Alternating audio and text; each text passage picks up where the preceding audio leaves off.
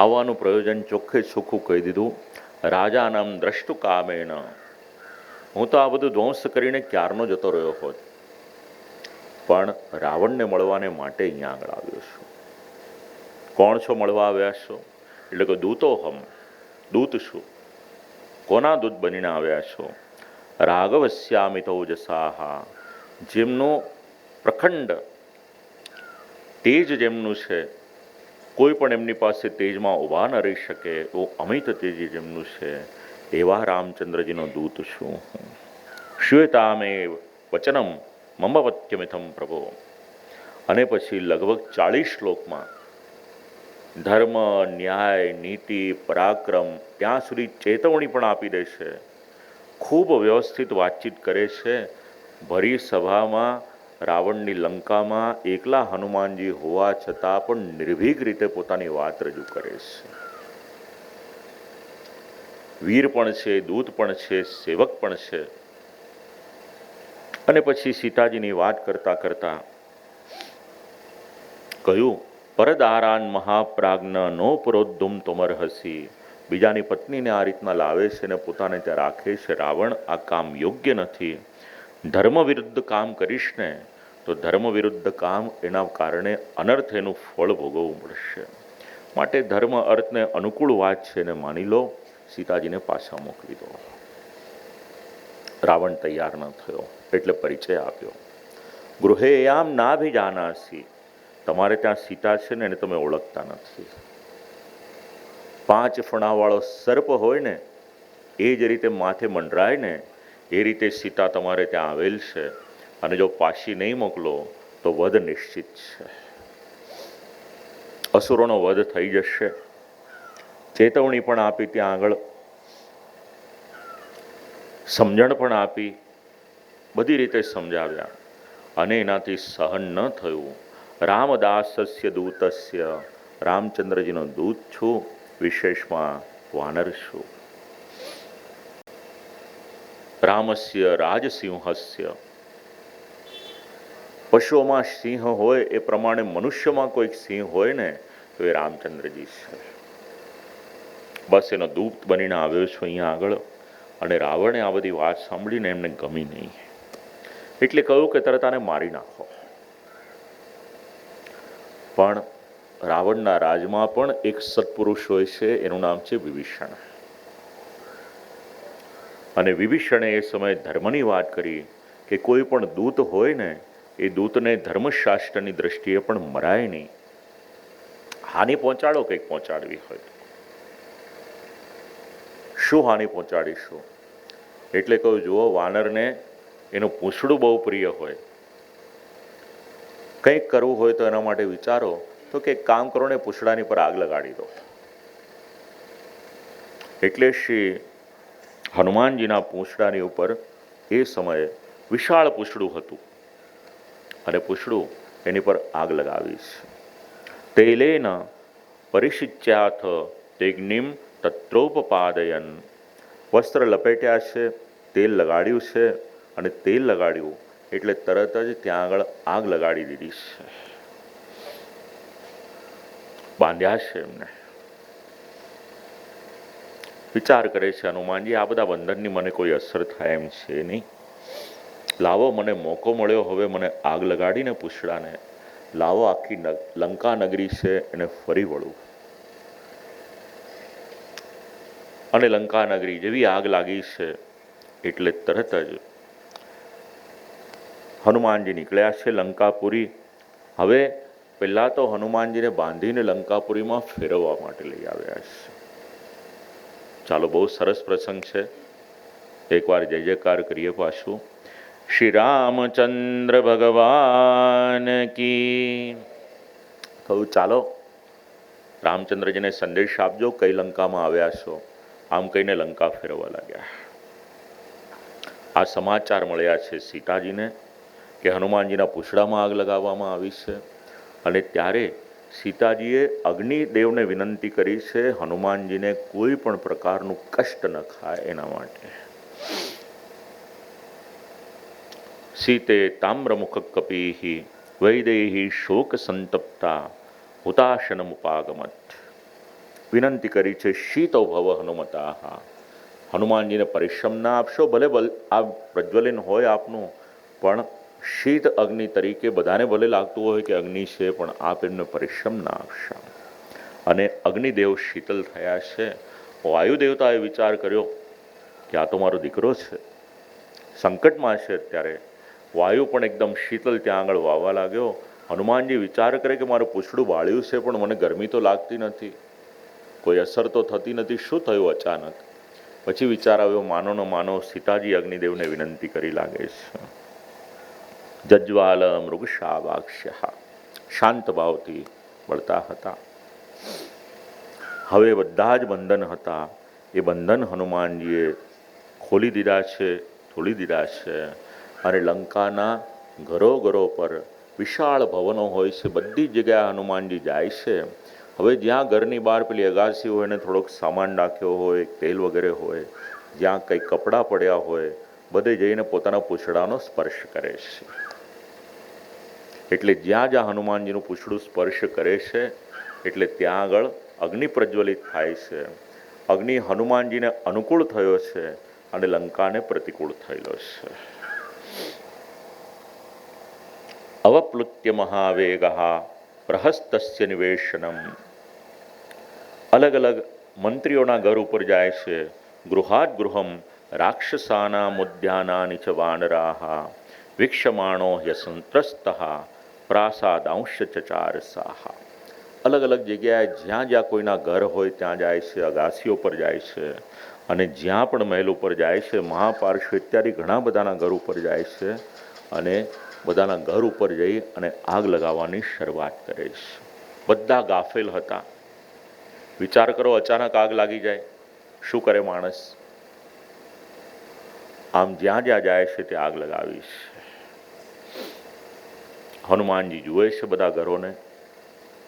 ક્યાંક હીરા હતા, માણેક હતા, નીલમ હતા, સોનું ચાંદી, હવે આ બધું જ ત્યાં આગળ પીગળવા લાગ્યું છે.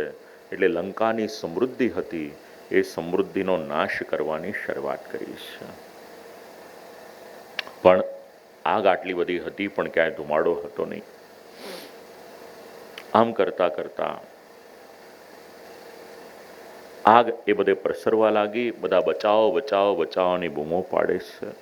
વાનર રાજ સિંહા વિચાર કર્યો કે લાવો, મારું કામ થઈ ગયું, હવે આ આગને શાંત કરું મારા પૂંછડાની. એટલે સમુદ્ર હતો ત્યાં આગળ ડૂબકી લગાવી છે. લાગેલી આગ પૂંછડાને શાંત થઈ. બીજી તરફ સીતાજી વિચાર કરે છે કે હનુમાનજીનું શું થયું હશે, એટલે આવ્યા છે, સીતાજીને પ્રણામ કર્યા છે, વિનંતી કરી કે માં, મારું કાર્ય થઈ ગયું, મને આજ્ઞા આપો. સીતાજીએ આજ્ઞા આપી રામચંદ્રજીને જલ્દી બોલાવવાને માટે. અને જે પ્રમાણે આવ્યા હોય છે હનુમાનજી, પાછા એક પર્વતના શિખર ઉપર ત્યાં આગળ આવે છે. અને જે પ્રમાણે છલાંગ લગાવવાને માટે અરિષ્ટગીરી નામનો પર્વત હતો, એના શિખર ઉપર આવ્યા છે. ખૂબ સુંદર વર્ણન કર્યું છે અરિષ્ટગીરીનું. 3 જણ એવા હતા કે જે સમુદ્રનું આ રીતે ઉલ્લંઘન કરી શકે. એમાંના એક શ્રી હનુમાનજી છે, બીજા ગરુડજી છે, અને ત્રીજા વાયુદેવતા છે.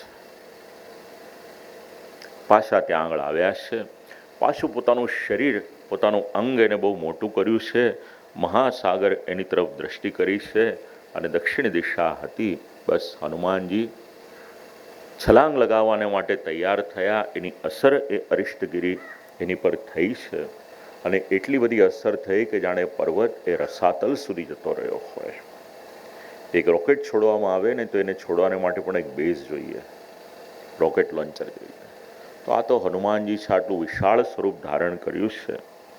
આમ કરતાં કરતાં હનુમાનજી સમુદ્ર એનું લંઘન કરી અને પાછા આવે છે વાનરોની પાસે. એકવાર જય જયકાર કરીએ, કોઈ ન કરી શકે ને એવું કાર્ય હનુમાનજીએ કર્યું હતું, પોતાના સ્વામીની સેવા કરવાને માટે. પ્રેમથી જય જયકાર કરીએ. શ્રી રામચંદ્ર ભગવાન કી, શ્રી હનુમાનજી મહારાજ કી. આવી રીતે હનુમાનજીએ કાર્ય સંપન્ન કર્યું. પાછા જતા હતા. મૈનાક પર્વતે વિચાર કર્યો કે લાવો પાછા વળે છે, અત્યારે રોકાવાનો સમય હોય તો પૂછી લો. એટલે પાછા મૈનાક પર્વત આવે છે.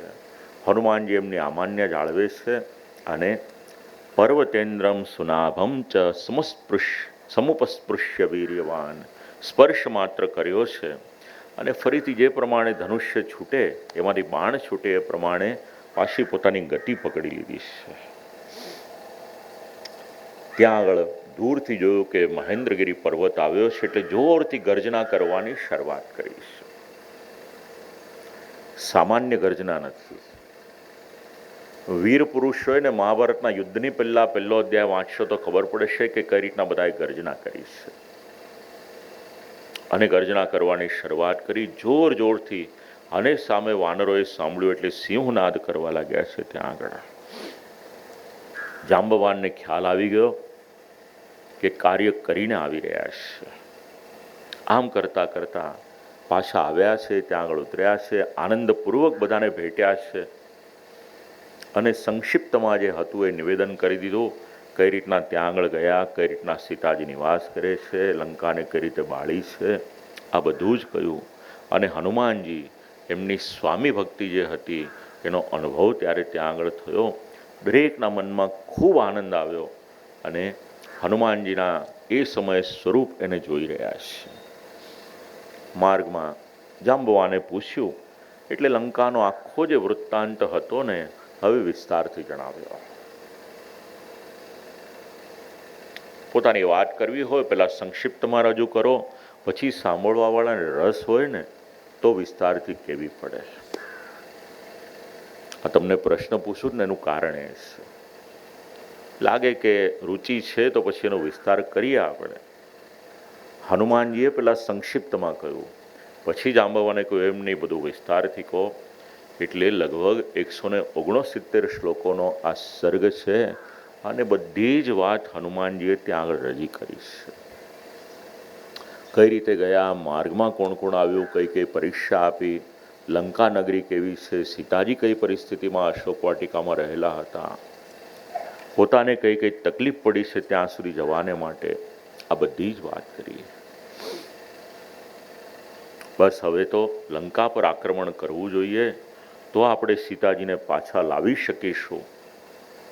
આમ પોતાની વાત રજૂ કરીશ.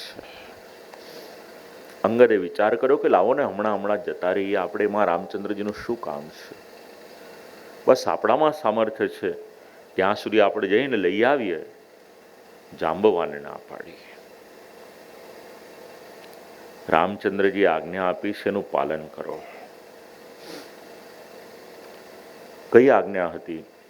નાને તુમ કપિરાજેન નૈવ રામેણ ધીમતા.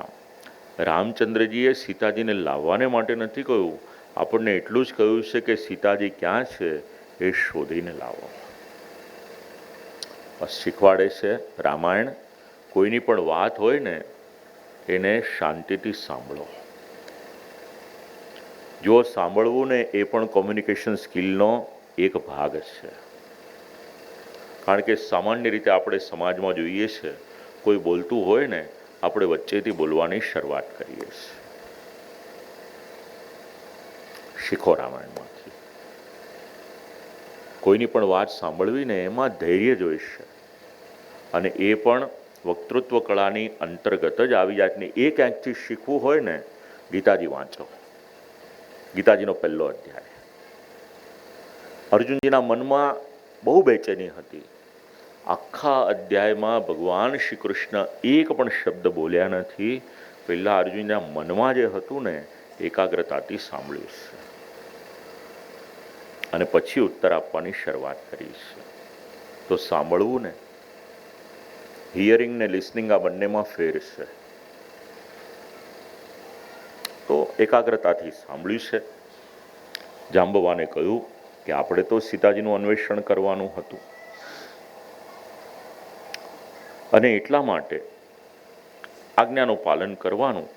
ચાલો હવે આપણે પાછા જઈએ. અને પાછા જતાં જતાં એક સ્થાન આવ્યું છે, એનું નામ છે મધુવન. સુગ્રીવનું અંગત વન છે. પણ હવે વાનર છે ને હર્ષોલ્લાસમાં આવ્યા છે. રાજાની પરવાનગી વગર અંદર ગયા છે, સેવકોએ રોક્યા તો એમને માર માર્યો છે, અને સુંદર ત્યાં મધુ અને ફળ આ બંનેનો ભરપૂર આસ્વાદ લીધો છે. અને આ સમાચાર ત્યાં આગળ સુગ્રીવને મળ્યા છે. ધનિમુખનો પરાભવ થયો, સુગ્રીવની પાસે આવીને સમાચાર આપ્યા, અને સુગ્રીવની પાસે એક અનુમાનની શક્તિ હતી. એટલે તરત અનુમાન કર્યો, માનો ન માનો, આજે હનુમાનજીને બધા વાનરો ગયા છે ને, અંગદને બધા ગયા છે ને, રામચંદ્રજીનું કાર્ય કરીને આવી રહ્યા છે. એટલે કહ્યું કે એમને જે આનંદ કરવો હોય કરવા દો, મારા અંગત વનમાં પણ જવું હોય ને ત્યાં જે આસ્વાદ લેવો હોય એ લેવા દો. મનમાં ને મનમાં અત્યંત આનંદ થયો છે. આમ કરતાં કરતાં ત્યાં થઈ અને બધા આવે છે કિષ્કિંધાપુરીમાં, જ્યાં શ્રી રામચંદ્રજી બિરાજમાન હોય છે, ત્યાં વનમાં આવી અને બધા પ્રણામ કરે છે. અને વનમાં જ્યાં હતા શ્રી રામચંદ્રજી, કારણ કે નગરીમાં તો પ્રવેશ કરીને બહારની બાજુમાં બિરાજમાન હતા, ત્યાં આવ્યા છે. રામચંદ્રજીના ચરણોમાં પ્રણામ કર્યા છે. શ્રી ચરણોમાં પ્રણામ કરી નિયતા મક્ષતામ દેવી રાઘવાય ન્યવેદયત, નિવેદન કર્યું છે. દ્રષ્ટવા દેવીથી સીતાજીના દર્શન કર્યા છે, અને આ સમાચાર જ્યારે સાંભળ્યા છે, હનુમાન મારુતાત્મજા, આખો વૃત્તાંત ત્યાં આગળ કયો કે 100 યોજન એને છલાંગ લગાવીને ત્યાં આગળ ગયો હતો, અને જે ચૂડામણી આપ્યો હતો સીતાજીએ પ્રૂફ તરીકે ત્યાં આગળ રજૂ કર્યો છે કે લો મણિરત્ન વિદમ દત્તમ વૈદેહ્યા શ્વસુરેણ મેં. સીતાજીએ કહ્યું હતું કે રાજા જનકે વિવાહના સમયે વૈદેહીને જે મણિરત્ન આપ્યું હતું, જે મસ્તક ઉપર આબદ્ધ કરવામાં આવ્યું હતું, એ આ લઈને આવ્યો છું. કેટલીક વસ્તુ એવી હોય જેનું કેવળ પૈસાની રીતે મૂલ્ય ન હોય, એ આપનાર કોણ છે ને એની સાથે એનું મનથી આપણું જોડાણ હોય. એમાં પિતાના ઘરેથી કંઈક આવેલું હોય તો સ્ત્રીને એની વધારે કિંમત હોય. બસ અહીંયા જે મણિરત્ન પ્રાપ્ત થયું હતું, પૂજ્ય પિતાજી અને વિદેહરાજ મહારાજ જનક યાદ કર્યા છે, એમને ત્યાં આગળ સોંપ્યું છે. અને જેવું આ મળ્યું, સીતાજીનો જે સંદેશ હતો શ્રી રામચંદ્રજીને નિવેદન કર્યો છે કે સીતાજીએ જે સંદેશ આપ્યો છે એ આપને જણાવું છું, આપ પધારો એવી વિનંતી કરવામાં આવી છે. અને હનુમાનજીએ સીતાજીના મનમાં જે સંદેહ હતો એ પણ ત્યાં આગળ નિવારણ કર્યો છે. શ્રી રામચંદ્રજી આ બધું શ્રવણ કર્યું છે. તતો મયા વાગ્ભિરદીન ભાષિણી શિવા વિરિષ્ટા બિરવિપ્રસાદિતા. બોલતા બોલતા આ સર્ગનો છેલ્લો શ્લોક એ બોલવામાં આવ્યો, અને સુંદરકાંડ એનો પણ વિરામ થાય છે અહીંયા આગળ કે રામ, આપના શ્રી ચરણોમાં મારી વિનંતી છે. સીતાજીની મનોવ્યથા ખૂબ જ શોકતપ્ત છે, અને આપના માટે ખૂબ જ વિરહ કરીને ત્યાં આગળ રહેલા છે. માટે આગળનું જે પણ કરવું હોય એ ત્વરાથી આપ કરો એવી મારી વિનંતી છે. અહીંયા આગળ સુંદરકાંડ છે એનો વિરામ થાય છે. એકવાર જય જયકાર કરીએ આપણે. શ્રી રામચંદ્ર ભગવાન કી, શ્રી હનુમાનજી મહારાજ કી. હવે 128 સર્ગ જેમાં છે એ યુદ્ધકાંડની શરૂઆત થાય છે. આમાં લગભગ 42માં સર્ગથી યુદ્ધની શરૂઆત થાય છે. એમાં વિમર્શ કરી અને સેના સહિત શ્રી રામચંદ્રજી તટ ઉપર પધારે છે. બીજી તરફ રાવણ એના મંત્રીઓ સાથે વિમર્શ કરે છે. વિભીષણ શ્રી રામચંદ્રજીના શરણે આવે છે, સમુદ્ર સેતુ બંધાય છે. આમ ઘણી બધી ચર્ચાઓ ચાલે છે, અને પછી યુદ્ધની શરૂઆત થાય છે. આ બધું વર્ણન કરતાં કરતાં ત્યાં આગળ કુંભકર્ણ એમનો વધ થાય છે. ઘણા બધા, આમ તો આખો જ રામાયણમાં લખેલું છે, રાવણનો આખો પરિવાર છે ને, જેટલા યોદ્ધાઓ છે, એક એક કરીને એમનો વધ થાય છે. ઇન્દ્રજીતનો પણ વધ થાય છે અને છેલ્લે રાવણનો વધ થાય છે. ત્યાંથી પછી ત્રિલોકાનંદ અને ત્યાંથી પછી અયોધ્યા સુધી પાછા જે પ્રમાણે પધારે છે, એની અંતર્ગત ઘણા બધા બીજા ચરિત્ર છે. એને આપણે શ્રવણ કરીએ. યુદ્ધકાંડ છે એની શરૂઆત કરીએ. શ્રુત્વા હનુમતો વાક્યમ યથા વદભિભાષિતમ રામ પ્રીતિ સમાયુક્તો વાક્યમુત્તરમ અબ્રવીત. શ્રી રામચંદ્રજીએ સાંભળ્યું, એ પણ કહ્યું તે. અને જ્યારે સાંભળ્યું છે ત્યારે હનુમાનજી જે કાર્ય કરીને આવ્યા હતા, સેવક 3 પ્રકારે કાર્ય કરી શકે. સ્વામીની આજ્ઞા થાય તો કરે, આજ્ઞા ન હોય તો ન કરે, અને કદાચ આજ્ઞા હોય તો પણ ન કરે. અલગ અલગ પ્રકાર છે સ્વામીની સેવા કરવાને માટેના. હવે વિચાર કરો કે હનુમાનજી આવું કાર્ય કરીને આવ્યા, શું આપું હું? ઇત્યુક્ત્વા પ્રતિહૃષ્ટાંગો રામસ્તમ પરિષસ્વજે. શ્રી રામચંદ્રજીને સીતાજીના સમાચાર જેમણે આપ્યા ને, શ્રી રામચંદ્રજી હનુમાનજીને ભેટી પડે છે. અમુક અમુક પાત્ર છે જેમને શ્રી રામચંદ્રજીએ આલિંગન આપીને કૃતાર્થ કર્યા છે ને, એમાંનું એક પાત્ર છે શ્રી હનુમાનજી છે. કરોડો રૂપિયા આપો તો પણ જે સુખ ન મળે ને, એ શ્રી રામચંદ્રજી પોતાના આલિંગનથી. વિચાર કરો જરા, દર્શન દુર્લભ છે. હવે જ્યાં દર્શન જ દુર્લભ હોય ત્યાં ચરણસ્પર્શ પણ દુર્લભ છે, અને ચરણસ્પર્શ દુર્લભ હોય તો આલિંગન એ તો કઈ રીતના પ્રાપ્ત થઈ શકે? કૃષ્ણ અવતારમાં સુદામાજીને આપ્યું છે, રામાવતારમાં ઘણા પાત્રો. આનું નામ છે કૃપા, આનું નામ છે અનુગ્રહ. જે શ્રી રામચંદ્રજીએ પોતાના અનન્ય સેવકોની પર કર્યો છે, પોતાના અનન્ય ભક્તોની પર કર્યો છે, એવા એક છે શ્રી હનુમાનજી. અને શ્રી રામચંદ્રજીએ એ સમયે સુગ્રીવને કહ્યું, કથમ નામ સમુદ્રસ્ય દુષ્પારસ્ય મહાંબસાહા. આટલો મોટો સમુદ્ર પાર કઈ રીતના કરશો? અને સુગ્રીવે એ સમયે શ્રી રામચંદ્રજીને ઉત્સાહ પ્રદાન કર્યો છે. રામ, કોઈ પણ કાર્ય કરવું હોય ને, એમાં ઉત્સાહ જરૂરી છે. આપ બિલકુલ ચિંતા ન કરશો. અમે સૌ આપની સાથે છીએ. આપની કૃપાથી આ સમુદ્ર ઉપર પુલ બાંધી અને સામે જઈશું આપણે.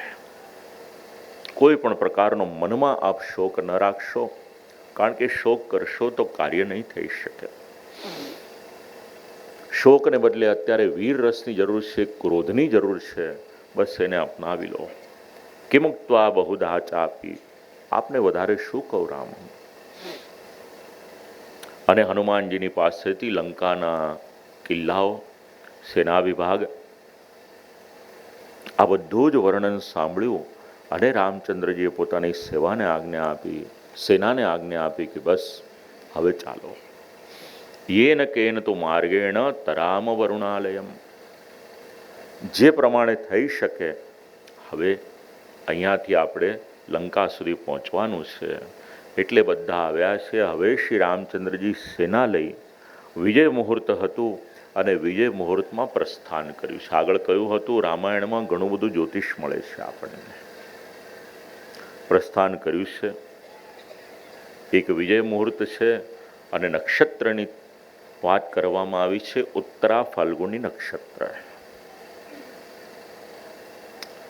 એ પ્રસ્થાન માટે શ્રેષ્ઠ માનવામાં આવ્યું છે. હવે આપણે તારીખોને જોઈએ છે, પણ મૂળ તો આપણે ત્યાં પંચાંગ જોવામાં આવતું હતું.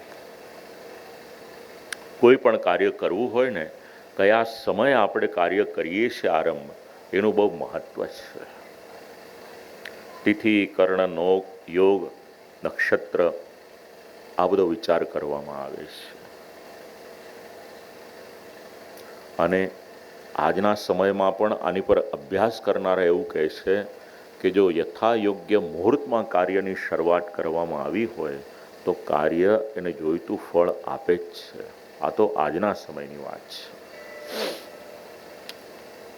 તો પ્રસ્થાન કરવાને માટે બધી તૈયારી થઈ. વિજય મુહૂર્તમાં પ્રસ્થાન કર્યું છે. ઉત્તરા ફાલ્ગુની યદ્ય સ્વસ્તુ હસ્તે ન યોક્ષ્યતે. બસ ઉત્તરા ફાલ્ગુની નક્ષત્ર હતું અને એ સમયે શ્રી રામચંદ્રજીને સારા શુકન થઈ રહ્યા હતા. કહ્યું કે બસ હવે આપણે પ્રસ્થાન કરીએ. એટલે ઘણા બધા વાનરો હતા, અલગ અલગ પ્રકારની ચેષ્ટા કરતા કરતા, કોઈ ઝાડ ઉપર કૂદકા મારે છે, કોઈ ફળ લે છે, કોઈ જમીન ઉપર ચાલે છે. દરેક અલગ અલગ ચેષ્ટા કરતા કરતા ત્યાંથી નીકળ્યા છે. તો ઋષભ, નીલ, નલ, કુમુદ ઘણા બધા શ્રેષ્ઠ વાનરો ત્યાંથી નીકળ્યા છે. આપણે માની ન શકીએ, પણ અહીંયા આગળ સમજાવ્યું છે કે શ્રી રામ અને શ્રી લક્ષ્મણનું રક્ષણ કરતા કરતા આ સેના નીકળી છે. કારણ કે મુખ્ય જે હોય એમનું રક્ષણ કરવું જોઈએ, એટલે અલગ અલગ પ્રકારની ચેષ્ટા કરતા કરતા ત્યાંથી આવી રહ્યા છે આગળ. અને સેના કેવી હતી? તો વિશાળ સમુદ્ર હોય એ પ્રમાણે શ્રી રામચંદ્રજીની સેના નીકળી હતી. વચ્ચે વચ્ચે શ્રી રામચંદ્રજીને ક્યારેક સીતાજીને માટે શોક પણ થાય છે, ક્યારેક વિલાપ પણ થઈ જાય છે. બીજી તરફ રાવણ પોતાના મંત્રીઓની સાથે વાતચીત કરે છે. હવે કેટલાક મંત્રી એવા હોય છે કે જે મિથ્યાભિમાનમાં હોય છે, એટલે રાવણને ખોટી સલાહ આપે છે કે તમે તો દેવતાઓની પર વિજય પ્રાપ્ત કરી લીધો, તો એક મનુષ્ય શું છે, કોઈ ચિંતા કરવાની જરૂર નથી. પણ એક વાત યાદ રાખજો, અનુભવી વ્યક્તિઓને એવું કહે છે કે શત્રુને ક્યારેય પણ સામાન્ય ગણવો ન જોઈએ. પણ આ મંત્રીઓ હતા ને, એટલે રાવણને કહ્યું કે દેવતાઓની પર વિજય પ્રાપ્ત કરી લીધો હોય તો આ તો બધું નાની વાત છે. અને આ બધા પોતાના વખાણ કરવા લાગ્યા, ઇન્દ્રજીતના વખાણ કરવા લાગ્યા. અને વિજય પ્રાપ્ત થશે એટલે પ્રહસ્ત, દુર્મુખ, વજ્રદંષ્ટ, નિકુંભ, વજ્રહનુ આ બધા પોતે કેટલા સામર્થ્યવાન છે, એટલે પોતાના મોઢે પોતાનું સારું સારું બોલવા લાગ્યા. ચાલો એકવાર જય જયકાર કરો, શીખવા જેવું છે આપણે આમાંથી કંઈ. શ્રી રામચંદ્ર ભગવાન કી. એક વાત યાદ રાખજો, પોતાના મોઢે ક્યારેય પણ પોતાની મોટી મોટી વાતો કરશો નહીં. શુરા ન બહુભાષિણા. કોઈને આપણે દેખાડવાની જરૂર નથી કે આપણે કોણ છીએ. જે ઓળખે છે તે ઓળખે છે, અને જે નથી ઓળખતા એની પાસે આપણે મોટી મોટી વાત કરીને કોઈ અર્થ નથી. કોઈ આપણને ઓળખે કે ન ઓળખે, ભગવાન આપણને ઓળખે ને એવા બનવાને માટે પ્રયત્ન કરજો, તો મનુષ્ય જીવન સાર્થક થઈ જશે. આપણી સાર્થકતા એમાં છે. આસુરો હતા ને, પોતાની રાક્ષસો મોટી મોટી વાતો કરે, મનુષ્ય ન કરે ક્યારે. હવે રાવણે જ્યારે બધાનો મત પૂછ્યો ને, વિભીષણ આગળ આવે છે અને નિર્ભીક રીતે કહ્યું કે સીતાજીને પાછી સોંપી દો. સમજાવ્યો એને, પણ મદોન્મત્ત હતો ને. વૈરમ નિરર્થકમ કરતુમ દિયતામસ્ય મૈથિલી.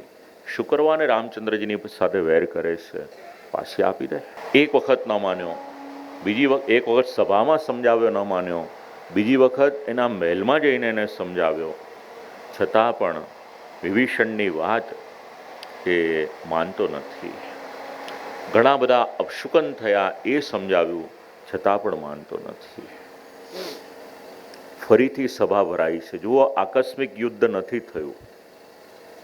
જેમ વાનરોએ પ્રયાસ કર્યો છે ને, એમ રાવણે પણ પોતાના મંત્રીઓની સાથે વિસ્તૃત ચર્ચા કરી છે. નહીં એવું નથી કે એકાદ સર્ગમાં એનો ઉલ્લેખ છે, બધાનો મત લીધો છે. પછી રાવણનું સભાભવન હતું. વિશ્વના શ્રેષ્ઠ સભાભવન હોય ને એનો વિચાર કરો ને, રાવણનું સભાભવન વિચારશે ને તો ખ્યાલ આવશે. અને સભા, જેને આપણે એસેમ્બલી કહીએ ને, એની પણ એક મર્યાદા હોય છે, એના નીતિ નિયમ હોય છે, જેનું અહીંયા પાલન કર્યું છે બધાએ. યથોચિત આસન ઉપર બેસાડ્યા છે બધાને. હવે રાવણે વિચાર કર્યો કે યુદ્ધ થાય ને એની પહેલાં મારે નગરની રક્ષા કરવી જોઈએ, નગરજનોની રક્ષા કરવી જોઈએ. જેને આજે સ્ટ્રેટેજી કહે છે ને, આ યુદ્ધનો વ્યૂહ અહીંયાથી શરૂ થાય છે બધું. મહાભારતમાં પણ આવું બધું ઘણું બધું છે. કોઈ પણ કાર્ય કરીએ ને આપણે શીખવાનું છે આપણા ગ્રંથોમાંથી એક સ્ટ્રેટેજી આપણી નક્કી હોવી જોઈએ, અને એ જ્યારે નક્કી કરીને વ્યૂહ, ત્યારે બધી બાજુનો વિચાર કરી લેવાનો કે આ પરિસ્થિતિ આવશે તો શું કરીશું. એટલે સૈનિકોની નિયુક્તિ કરી છે નગરની રક્ષા કરવાને માટે. અને ભરી સભામાં કહ્યું મારી સીતામાં આસક્તિ છે, એના માટે લઈને આવ્યો છું અહીંયા. હવે સલાહ લેવાનો સમય આવ્યો કુંભકર્ણનો. એટલે કુંભકર્ણ ખીજાય છે રાવણને, બહુ ઠપકો આપે છે કે ન્યાયથી રાજ્ય કરે ને તો રાજા ટકી શકે, અન્યાયના પથ ઉપર જાય એ રાજા લાંબુ ટકતો નથી. ઘણું બધું એને ઠપકો આપી, પણ છેડતે તો અસુર છે ને, રાક્ષસ છે. એટલે કહું આ તો બધું તને સમજાવ્યું, પણ કંઈ પણ હશે ને તો હું તારી સાથે છું, ચિંતા ન કરીશ. હવે આ બધામાં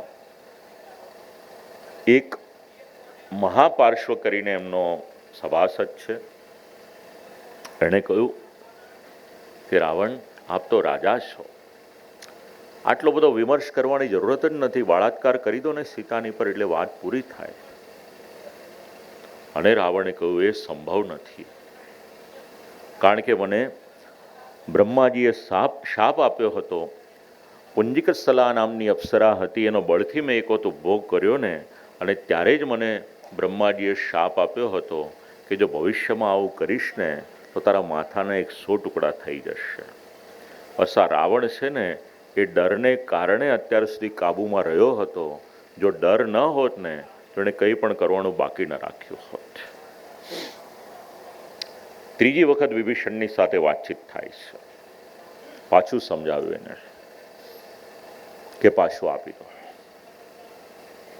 ઘણું સમજાવ્યું, ખૂબ બુદ્ધિથી, તર્કથી. એક મંત્રીનું કર્તવ્ય હોય ને, ભાઈ તરીકે તો સમજાવ્યું છે, મંત્રી તરીકે પણ સમજાવ્યું છે. અને જ્યારે વિભીષણે આ રીતે સમજાવ્યું ને ત્યારે ઇન્દ્રજીતે એનો ઉપવાસ કર્યો, પણ નાનો હતો. વિભીષણ એને ઠપકો આપે છે. જો અહીંયા આગળ રાવણ અને ઇન્દ્રજીતનો પ્રસંગ છે, અને મહાભારત વાંચશો ને તો એમાં ધૃતરાષ્ટ્ર અને દુર્યોધનનો પ્રસંગ છે કે જેમણે વિદુરજીની સાચી વાત માની ન હતી. બંને જગ્યાએ એક એક સત્પુરુષ તો હતા જ, પણ એ બંને સત્પુરુષ એની ગણતરી કરવામાં નથી આવી. એટલે વિભીષણ એને બહુ ઠપકો આપવામાં આવ્યો છે.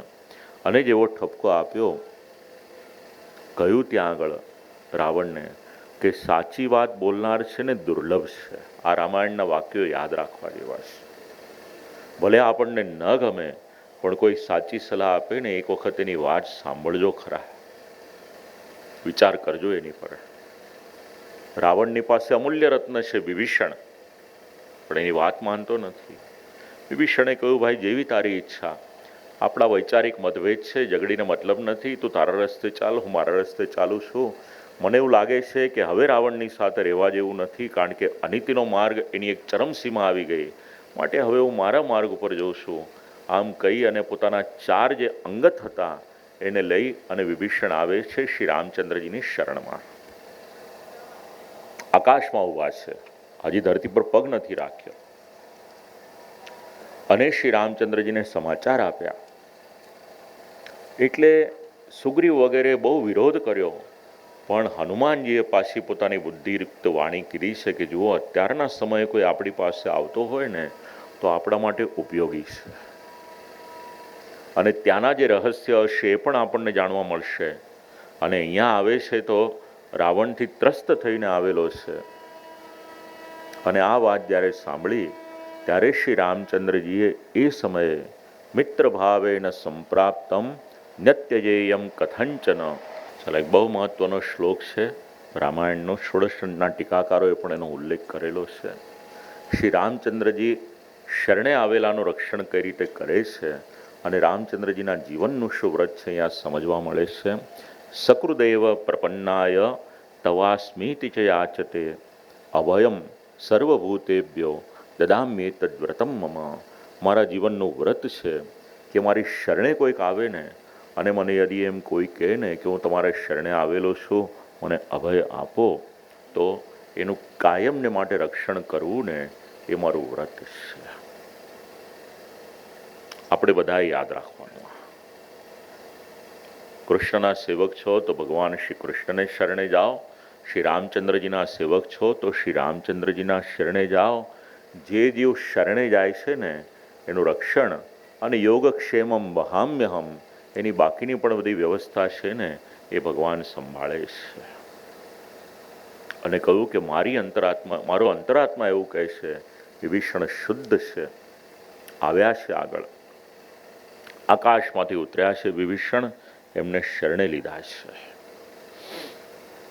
લોચનાભ્યામ પિબન્નિવ, અને વિભીષણ એ સમયે પોતાની આંખો દ્વારા શ્રી રામચંદ્રજીના દર્શન એ પ્રમાણે કરે છે. પ્રેમપૂર્વક દર્શન કરવા લાગ્યા. પૂછ્યું, પરિચય આપ્યો રાક્ષસોનો. એટલે રજે રજની માહિતી રાવણની બધી જ વિભીષણે એ સમયે ત્યાં આગળ કહી. અને જ્યારે આ માહિતી સાંભળી છે એટલે તરત જ કહ્યું, વિભીષણ, લંકાનું રાજ્ય તમને સોંપીશ. હવે નિશ્ચિત છે કે હવે નમે જીવન વિમોક્ષતે, રાવણ મારા હાથે બચી શકે એમ છે નહીં. અને મારા ત્રણેય ભાઈઓની સોગંદ ખાઈને કહું છું કે રાવણનો વધ કરીશ. હમણાં ને હમણાં લાવો વિભીષણ, ભલે રાજ્ય હજી હાથમાં આવ્યું નથી, પણ સમુદ્રનું જલ લાવો. વિભીષણનો રાજ્યાભિષેકનો જે ક્રમ છે આપણે હમણાં ને હમણાં કરી દઈએ. અને રાક્ષસોના પદ ઉપર એ સમયે વિભીષણ જો કેવળ શરણે આવ્યા છે અને ભવિષ્યમાં થવાનારું આખું રાજ્ય છે. રામચંદ્રજીએ લંકાનું રાજ્ય લીધું નથી પોતે. શું કમી? લક્ષ્મીપતિ છે પોતે. અનેક બ્રહ્માંડો જેમના રોમ રોમમાં છે, એમને એક રાજ્ય લઈને શું કરવાનું? વિભીષણને રાજ્ય ગાદી સોંપવા માટે ત્યારે રાજ્યાભિષેક કર્યો છે. બીજી તરફ શાર્દુલે કહ્યું એટલે રાવણે શુકને દૂત બનાવીને મોકલ્યો છે. ત્યાં આગળ વાનરોની પાસે આવે છે, વાનરો પકડે છે. રામચંદ્રજી આજ્ઞા કરે છે કે એને છોડી દો. બીજી તરફથી શ્રી રામચંદ્રજી પધાર્યા છે સમુદ્રના તટ ઉપર, ઉપવાસ કર્યો છે, ત્યાં આગળ વ્રત કર્યું છે. સમુદ્ર માર્ગ આપતો ન હતો. વિચાર કર્યો કે લાવો શાંતિથી અહીંયા વ્રત કરવું, પણ શાંતિથી કર્યું તો વ્રત કર્યું પણ માર્ગ ના આપ્યો, એટલે શ્રી રામચંદ્રજીએ ક્રોધ કર્યો ત્યાં આગળ. અને જેવો ક્રોધ કર્યો એટલે તરત જ સમુદ્ર ત્યાં આગળ શરણે આવે છે. સમુદ્રના દર્શન થયા છે. શ્યામ વર્ણનો છે, લાલ રંગની પુષ્પની માલા અને લાલ વસ્ત્ર ધારણ કરીને ત્યાં આગળ આવે છે. કહ્યું કે આપને વિનંતી છે, 100 યોજન જે અહીંયાથી અંતર છે, મારી આપને વિનંતી છે કે આપ મારી ઉપર પુલ બનાવો, અને પુલ બનાવશો તો આપનું કાર્ય સંપન્ન થશે. માટે મારી વિનંતીને આપ સ્વીકારો. કહ્યું, પુલ કોણ બનાવશે? એટલે કહ્યું, આપની સેનામાં વિશ્વકર્માના પુત્ર છે, એનું નામ છે નલ. બસ આ નલમાં સામર્થ્ય છે. એટલે નલને પૂછ્યું, ભાઈ તમારામાં સામર્થ્ય છે તો કીધું કેમ નહીં? કહ્યું કે મારી જાતે મારી વાત કઈ રીતના કરું હું? બસ હવે જણાવ્યું તો કહું હું મારામાં કયું કયું સામર્થ્ય છે. અને આ સેતુબંધન કરતા છે. સેતુબંધન આમાં રામ નામનું લઈ અને પથરા નાખવાનો ઉલ્લેખ નથી. અહીંયા તો લગભગ 35 શ્લોકમાં વર્ણન કરવામાં આવ્યું છે. કેવળ 5 દિવસમાં 100 યોજન લાંબો અને 10 યોજન પહોળો એ પુલ, એનું નિર્માણ ત્યાં આગળ થયું છે. ઔષધિ લાવ્યા, પાન લાવ્યા, વૃક્ષ લાવ્યા, પથ્થર લાવ્યા, પહાડો લાવ્યા, આ બધું અંદર નાખતા જાય છે. અને નલ છે ત્યાં આગળ આખા આ સેતુબંધ એનું નિર્માણ ત્યાં આગળ કરે છે. આમ કરતાં કરતાં વાનર સેના હતી, આ બધી જ વાનર સેના એકત્ર થઈ છે. અને રાવણ કલ્પના ન કરી શકે એ પ્રમાણે આ સેતુ ઉપર વાનર સેના એ ત્યાંથી વિદાય થઈ અને સીધે સીધી આવે છે રાવણના રાજ્યમાં. શુક આવે છે, રાવણનો દૂત છે, ત્યાં આવીને સમાચાર આપે છે. હજી પણ રાવણને બ્રહ્મજ્ઞાન થતું નથી ને પોતાની અહંકારની મોટી મોટી વાતો કરે છે. કહ્યું, જાઓ શુક અને સારણ અંગત છે એમના કહ્યું વાનર સેનામાં જઈ અને બધી સમાચાર લઈ આવો, માહિતી લેવા માટે આવ્યા છે. વિભીષણે જોયું, પકડી લીધા છે એમને. રામચંદ્રજીએ છોડાવ્યા છે એમને, આવીને પાછા સમાચાર આપ્યા છે. અને શુક અને સારણે એ સમયે પ્રધાન જેટલા પણ વાનર સેનાના બધા હોય છે એ બધા જનો પરિચય આપ્યો છે. રામચંદ્રજી, હનુમાનજી, દ્વિવિધ, લક્ષ્મણ, વિભીષણ, સુગ્રીવ, આ બધાનો ત્યાં આગળ પરિચય આપ્યો. ગુપ્તચર દ્વારા આ બધું મળ્યું છે. હવે બંને સેનાના ગુપ્તચર એકબીજામાં જઈ રહ્યા છે. શાર્દુલ વગેરે ત્યાં આગળ જઈ આવે છે.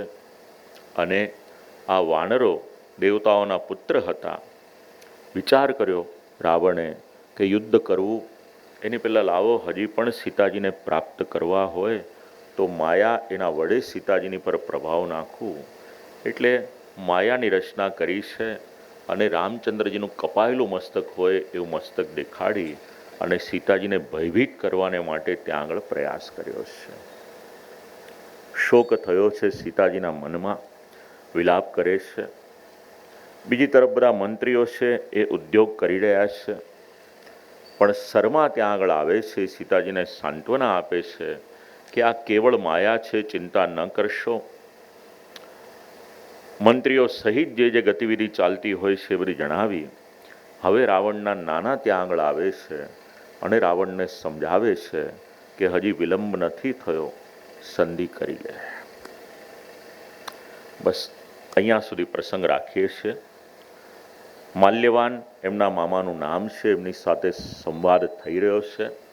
કાલે આપણે આરંભ કરીશું એટલે તરત જ જે યુદ્ધનો પ્રસંગ છે એની શરૂઆત થશે 5-7 સર્ગ આગળથી.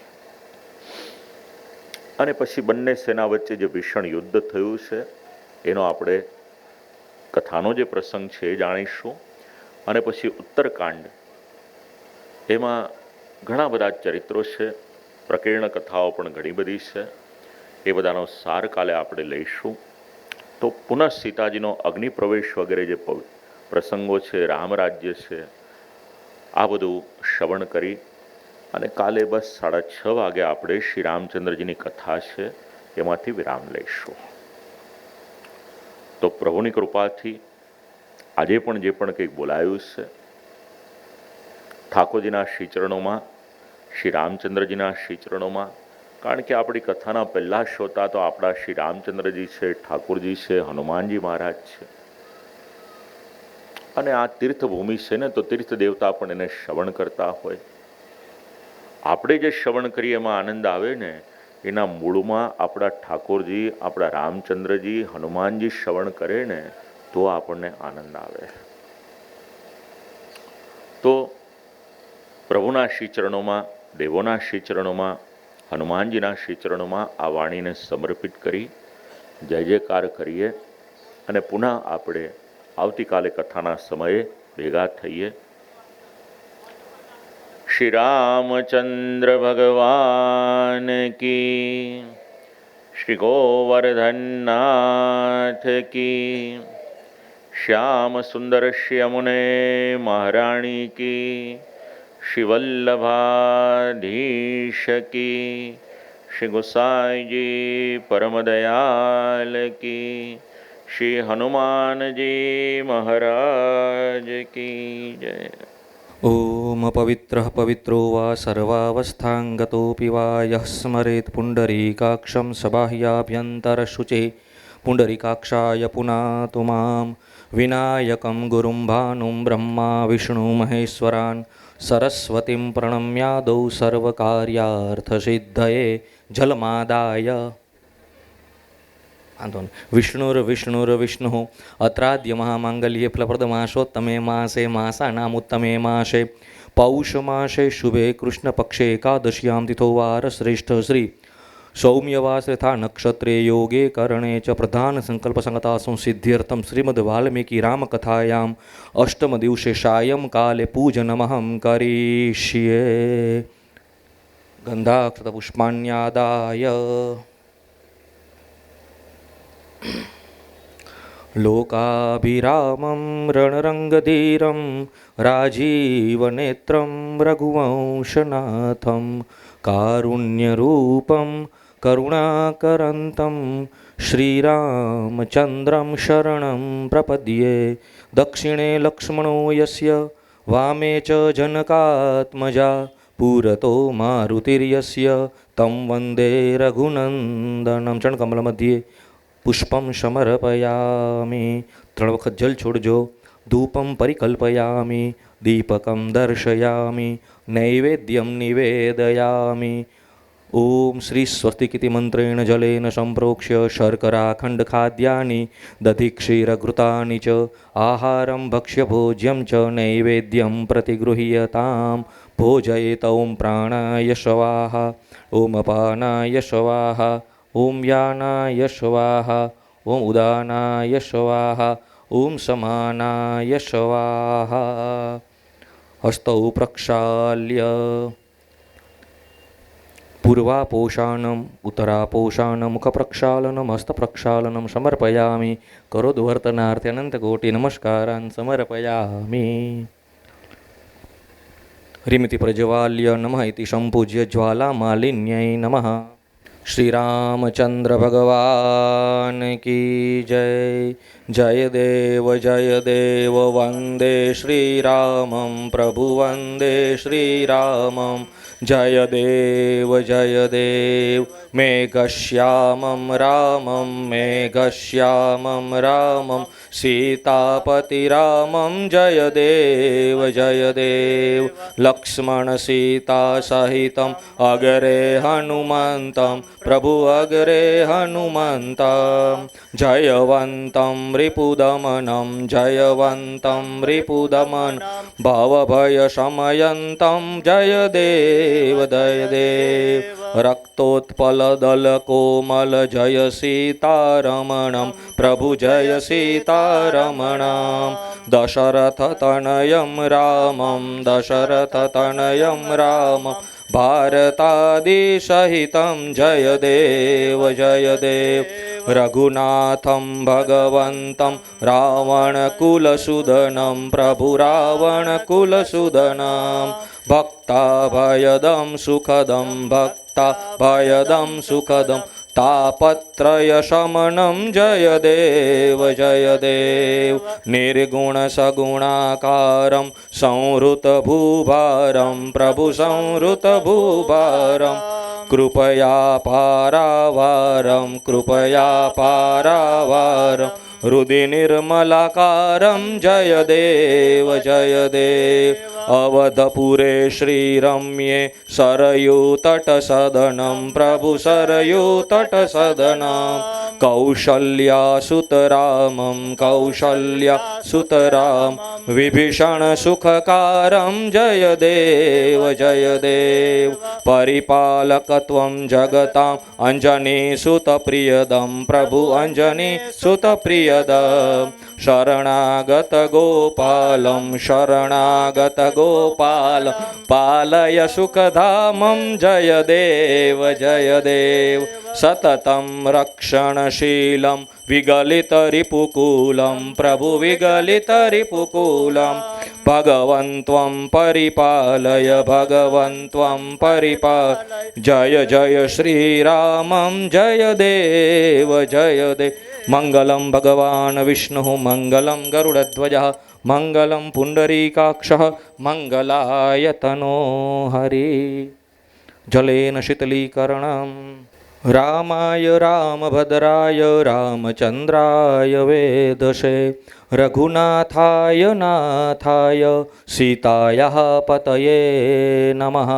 નાના સુગંધિ પુષ્પાણિ ઋતુકાલોદ્ભવાનિ ચ પુષ્પાંજલિ મયા દત્તમ ગૃહાણ પરમેશ્વર. ચણકમલ મધ્યે મંત્ર પુષ્પાંજલિં સમર્પયામિ. પ્રદક્ષિણામ યાનિ કાનિ ચ પાપાનિ જન્માંતરકૃતાનિ ચ તાનિ સર્વાણિ નશ્યન્તુ પ્રદક્ષિણાં પદે પદે. ઇદં ફલં મયા દેવ સ્થાપિतं પુરતસ્તવ તેન મે સફલા વાપ્તિઃ ભવેજન્મનિ જન્મનિ જલમાદાય.